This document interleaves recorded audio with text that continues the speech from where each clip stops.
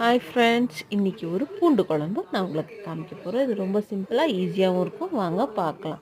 இதுக்கு ஒரு கோஸ் பொரியல் வச்சு சாப்பிட்டா நல்லாயிருக்கும். ஏன்னா இந்த நல்ல காரமான குழம்புக்கெல்லாம் நல்ல மைல்டான பொரியல் வச்சு சாப்பிட்டா தான் நல்ல டேஸ்ட்டாகவும் இருக்கும். நான் எங்கள் வீட்டில் எப்பயுமே அப்படி தான் செய்வோம். சாம்பார் செஞ்சால் கொஞ்சம் காரமாக பொரியல் செய்வோம். புளிக்குழம்பு அந்த மாதிரிலாம் வச்சோம்னா கொஞ்சம் லைட்டாக செய்வோம். அந்த மாதிரி சரியா க்ளீனாக ஃபஸ்ட்டு எண்ணெய் ஊற்றிக்கிங்க. எண்ணெயை ஊற்றி கடுகு வெந்தயத்தை போட்டு நல்ல ஒரு கைப்பிடி அளவுக்கு பூண்டு போட்டுக்குங்க.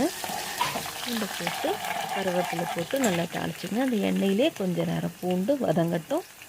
அதுக்கப்புறம் நான் ஒரு லெமன் சைஸு புளி ஊற வச்சு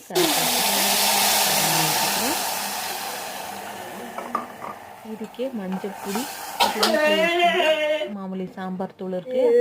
அந்த சாம்பார் பொடி உங்கள் காரம் எப்படியோ அந்த மாதிரி அட்ஜஸ்ட் பண்ணிக்கிங்க. அப்புறம் கொஞ்சம் பெருங்காயம் போட்டு உப்பு போட்டு நல்லா கிண்டி நல்லா லோ ஃப்ளேமில் வச்சு ஒரு தட்டை போட்டு மூடுங்க. அப்போ தான் அது நல்லா மெதுவாக கொதிச்சா தான் அந்த புளியோட பச்சை வாசனையும் போகும், டேஸ்ட்டும் நல்லாயிருக்கும். நமக்கு எண்ணெய் பிரிஞ்சு வந்தால் நல்லாயிருக்கும் டேஸ்ட்டு. அதனால் சரியா பாருங்கள், இந்த மாதிரி வரணும் எண்ணெய் பிரிஞ்சு. இந்த ஸ்டேஜில் நம்ம ஒரு பீஸ் வெல்லத்தை போட்டுப்போம்.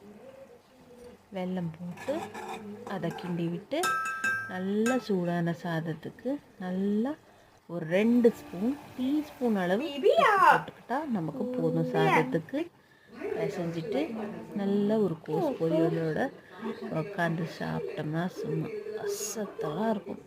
அப்படி இருக்கும். நீங்களும் ட்ரை பண்ணி எனக்கு எப்படி இருந்துச்சு